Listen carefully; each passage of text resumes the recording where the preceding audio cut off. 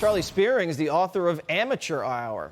All right, Charlie, tell us in one word what this relationship between Kamala and Joe really is. Yeah, Jesse, it's actually pretty frosty. Kamala has no interest in being buddies with Jill because she wants to be treated like the next president. Jill also is not really interested in creating a sisterhood relationship with Kamala Harris because of everything she did against Joe and the family. So it's really not a very well matched thing for right now. So Barack Obama tapped Biden's VP. He didn't get to choose his own VP. He wanted Whitmer. What happened there? Well, he definitely liked Whitmer. He saw her as he promised to pick a woman vice presidential candidate.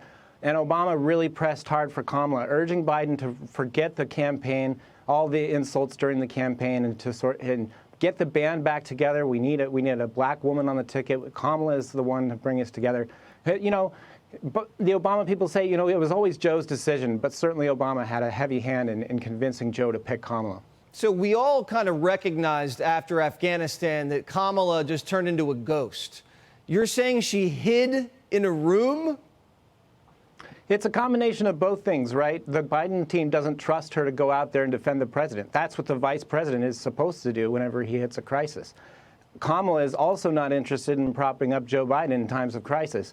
So, yeah, she went to it, the staff told reporters that she would be together with the president when he made that famous address after the botched exit from Afghanistan. She was not there. She went to a different space. So she was not wanting to be part of this crisis. She went into a safe space, as she likes to call it. Did this thing start off horrible, or did they start having their silly little lunches every Wednesday, and then it kind of dissipated after a couple months went by? Yeah, Biden really wanted a buddy, a true partner, just like he considered his relationship with Obama. He really wanted somebody who could be a buddy, but Kamala has no interest in being a buddy. She wants very much to focus on her future career. I report details of attempts she tries to dodge tough assignments, and then on top of that, she flubs media interviews. Top that with all the word salads. Yeah, the Biden team just doesn't see her as a very good asset across the board, so they're just going to let her play in her safe spaces during the campaign. There was, we noticed here at Primetime, an effort, I think it was maybe 6 or 9 months ago, where there seemed to be this orchestrated effort to just remove her from the ticket. You saw it in the press. You saw people flirting with the idea. What was that process like? Yeah, behind the scenes in Washington, Washington can be cruel, and when you're found incompetent, it instantly turns on you and leaves you kind of hanging in the wind.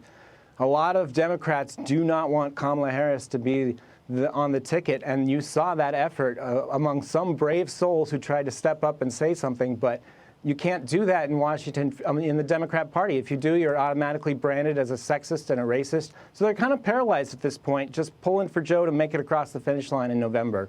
So Joe doesn't think she has what it takes. What does Kamala think about Joe?